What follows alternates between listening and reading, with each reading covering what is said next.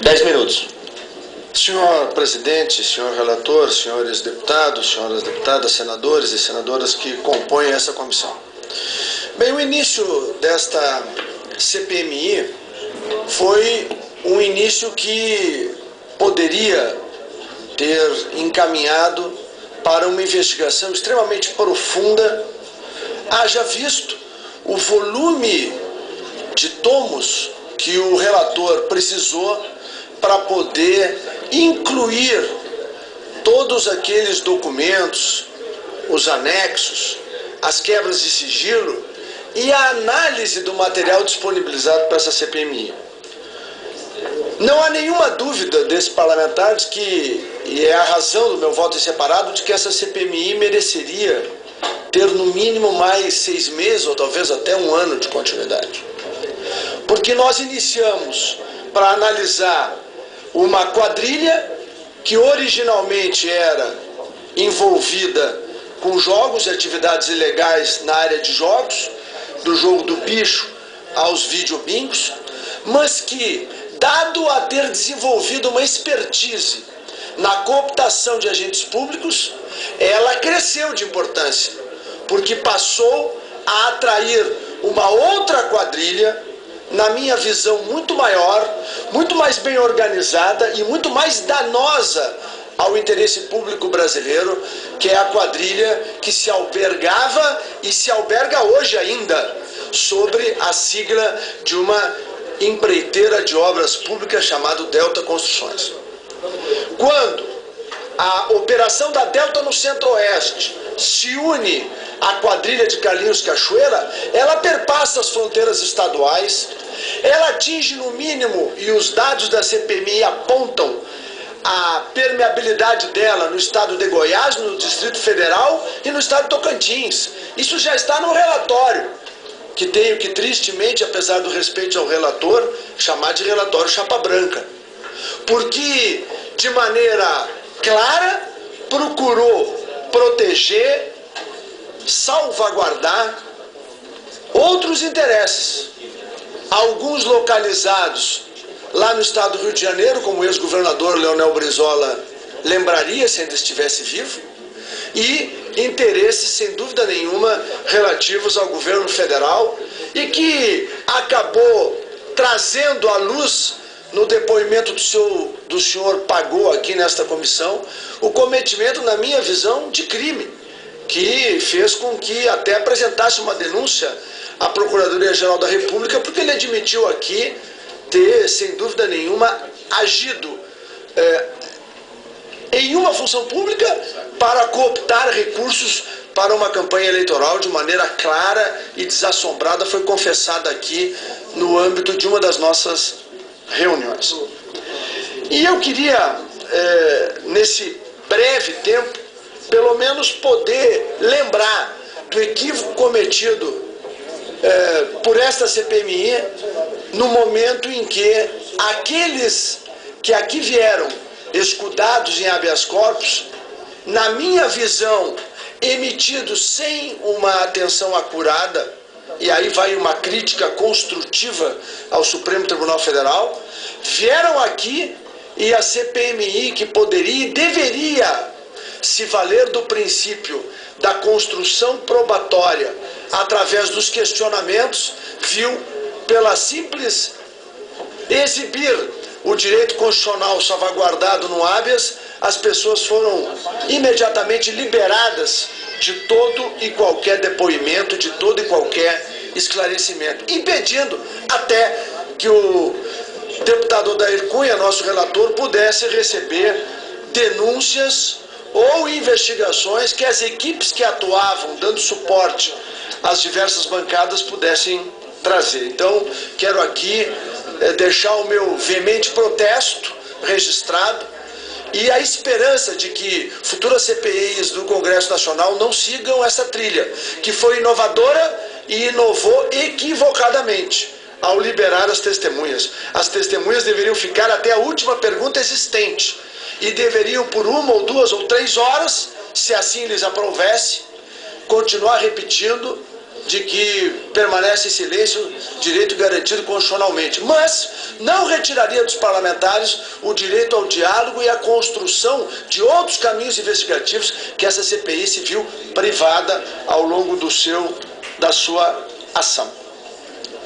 Por outro lado, a junção da quadrilha de Carlinhos Cachoeira com a quadrilha pilotada pela Delta já é encontrada numa análise que consta do meu voto em separado, tento fazer a síntese rápida de um documento que talvez merecesse mais de 1 hora de reflexão pela profundidade do trabalho desenvolvido e pela qualidade do trabalho desenvolvido, mas eu vou me ater à página 15 do meu voto em separado, aonde demonstra de maneira cabal que a empresa Delta, logo após a contratação do senhor José Dirceu como seu consultor e apoiada na ação objetiva do senhor Luiz Pagô, então diretor-geral do DENIT, ela obteve de 2008 para 2009 um crescimento extraordinário. Se nós somarmos todas as grandes construtoras brasileiras, e aí eu quero lembrar nominalmente Odebrecht, OAS, Camargo Corrêa, Queiroz Galvão e Andrade Gutierrez, todas elas somadas, prestando serviço ao DENIT, no ano de 2009, a Delta faturou praticamente o dobro do que todas elas somadas. No ano de 2009, faturou praticamente o dobro. No ano de 2010, chegou a faturar quase 3 vezes o valor das 5 maiores empreiteiras brasileiras. Da mesma maneira, eu quero lembrar que a página 17 desse mesmo relatório nós analisamos algo extraordinário. De acordo com o DENIT, no período de 96 a 2012, foram celebrados 361 instrumentos complementares a contratos que a Delta tinha com o DENIT. Destes, 190 sofreram termos aditivos. Desses termos aditivos, e aí havia um modus operandi dessa empresa no momento em que ela colocava seu preço 20% abaixo, ou tinha dispensa de licitação, ou entrava abaixo das suas concorrentes, depois cooptava aqueles que respondiam pela capacidade de recuperação financeira desses contratos, e ela conseguia contratos aditivos que são inexplicáveis, como, por exemplo, 2 contratos aqui, um celebrado em 2009 e que se concluiu em 24 de novembro de 2012, que teve um percentual de aditivamento de 222%. Não tem matemática que atinja isso. Da mesma maneira, numa obra no Maranhão, na BR-135. Da mesma maneira, um contrato no Pará, na BR-422, aonde num período recebe 108% de termo aditivo. Aí fiz a comparação, usando o INCC acumulado pelos períodos de vigência do contrato. O máximo que se poderia ter, senhor presidente, no contrato do Maranhão era 23,3% de aditivamento. O contrato teve 222%. No caso do contrato no Pará, era 44,5%. O contrato teve 108% de aditivamento.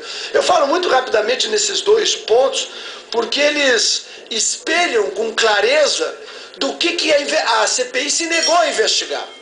Ou seja, o profundo desvio de dinheiro público pelos ralos da corrupção, e que essa CPMI, tendo esses dados em mãos, tomou deliberadamente por determinação do governo federal, e os partidos da base aliada seguiram a determinação de não investigar.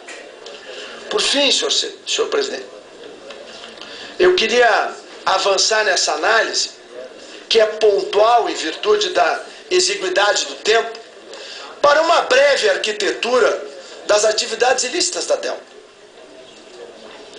Porque eu não tenho nenhuma dúvida de que esta empresa ela é um esquema de corrupção muito maior, porque ela lavou 545 milhões de reais em pouco mais de 5 anos, quase 6 anos, ela é muito maior do que aquilo que foi o grande foco dessa CPMI, que é a Organização de Carlinhos Cachoeira. A Organização de Carlinhos Cachoeira é um apêndice, é um pequeno braço de operação de uma situação muito maior e que a base do governo, por orientação do governo, resolveu suprimir ou impedir que essa CPMI investigasse. Os recursos, os dados que chegaram da CPMI, se verificou que a Delta enviou depósitos para empresas localizadas em estados como Rio de Janeiro, São Paulo, Espírito Santo e Ceará, que não foram sequer foco da investigação. Houveram inúmeras tentativas dos parlamentares para quebrar sigilo dessas 14 empresas que receberam esses volumes que assomam a mais de 400 milhões de reais. Todos os esforços foram inócuos. E o relator, em seu trabalho, cingiu a investigação, presidente. Deputado, em apenas para lembrá-lo que seu prazo já se esgotou. E eu vou pedir o meu tempo de líder do Democratas para concluir pelo menos por mais 4 ou 5 minutos e eu concluo a minha. 3 minutos. Ok. Então, a análise dessa CPMI deixa de fora 435 milhões de recursos que foram, obviamente, lavados. E se debruça apenas por 110 milhões. Por que isso, senhor presidente? Porque esses 110 milhões já estavam na Operação Monte Carlo, na Operação Vegas. Eles já haviam sido elucidados pela análise da Polícia Federal e do Ministério Público de Goiás.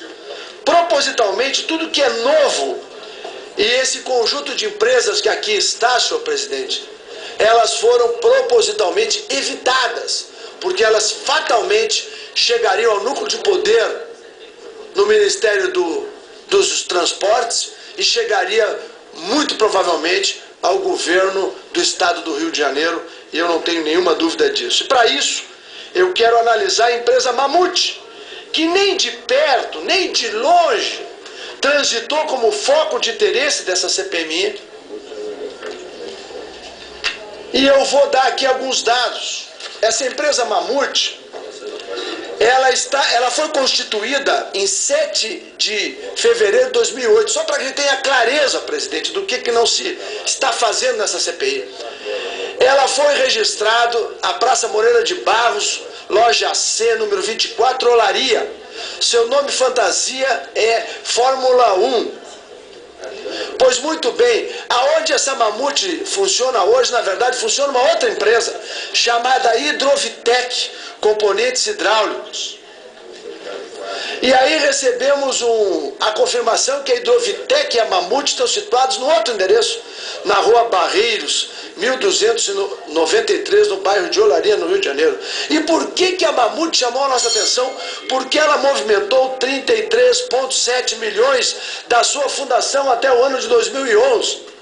Sendo que, como se vê nesse gráfico, presidente, 77% desse dinheiro todo que saiu só da Delta foi movimentado no ano de 2010. Coincidentemente, o ano eleitoral, são 21.358.000 reais movimentados por essa empresa, e a CPMI fez vistas grossas a esse escândalo que está lá no Rio de Janeiro e que eu espero que o Ministério Público Federal investigue. E por fim, senhor presidente, eu quero chegar à página 57, e vou levar no máximo 1 minuto, do meu voto separado, porque volto a dizer, o senhor não estava aqui.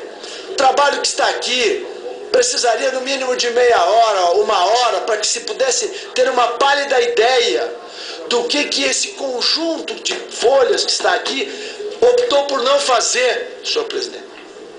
Deliberadamente, por determinação do governo federal e talvez por determinação do senhor Fernando Cavendish, que para mim é um chefe de quadrilha muito mais importante, muito mais forte e muito mais danoso ao país chamado Brasil do que talvez o senhor Carlinhos Cachoeira. E eu vou ler uma frase aqui da excelentíssima ministra Carmen Lúcia, que de forma muito sucinta, agora no julgamento do Mensalão, disse uma frase que para mim é brilhante. O dinheiro, senhor presidente, está para o crime como o sangue está para as veias. E nesse caso específico, provavelmente, o dinheiro público de todos os brasileiros, resultante do esforço de cada um de nós, recursos que deveriam retornar para o cidadão brasileiro na forma de serviços, eles estão, na verdade, sendo cooptados, estão sendo arrestados, estão sendo saqueados de maneira bucaneira por uma organização criminosa que não houve coragem nessa CPMI de se enfrentar e que, na verdade, houve a deliberada decisão partidária de muitos de proteger, que é a Delta Construções e o senhor Fernando Cavendish. Ao Brasil foi negado o direito de ver a verdade vir à tona aqui. Permitir que as falcatruas fossem desvendadas e assistir à punição dos culpados através de um trabalho sério do Congresso Nacional. Lamentavelmente, não é isso que nós estamos concluindo nesse trabalho. Por isso a preocupação que tive, senhor presidente, de apresentar um requerimento que vai permitir o compartilhamento dos sigilos fiscais e bancários para que a Procuradoria-Geral da República possa chegar lá pelo conjunto de dados que estão nos nossos votos separados e chegar até a esta quadrilha que eu não tenho medo de dizer que é a maior quadrilha já organizada no território brasileiro. Ela tem toda a característica de uma organização criminosa, como o senhor Odair Cunha coloca no seu relatório. Ela tem chefia, ela é hierarquizada, ela tem metodologia como a máfia. O triângulo de ferro que ele montou para caracterizar as ações da quadrilha de Calil Cachoeira cabe como uma luva nas ações de Fernando Cavendish, a Delta, o governo do Estado do Rio e o governo federal, no que diz respeito ao DENIT. E eu concluo, senhor presidente, pedindo para que esse voto em separado e essa CPMI consiga levar todo o conjunto que nós reunimos aqui, que é um banco de dados extraordinário, ao conhecimento do Ministério Público Federal, para que permita que o Ministério Público Federal possa alcançar em nome dos brasileiros aquilo que, lamentavelmente, uma maioria chapa branca tomou a decisão de blindar, que é a verdade no DENIT, que desde Roberto Jefferson, o Roberto já apontava o DENIT como fonte de financiamento do mensalão, até as operações que flagramos aqui nesta mesa ao seu lado. Obrigado. Até a empresa Delta e todas as suas ramificações. Obrigado, líder. É esse o voto em separado. Senhor presidente, eu agradeço a paciência de Vossa Excelência com a indignação desse parlamentar por ver a corrupção não ser investigada em toda a sua profundidade. Agradeço a Vossa Excelência, meu queridíssimo companheiro Onyx Lorenzoni.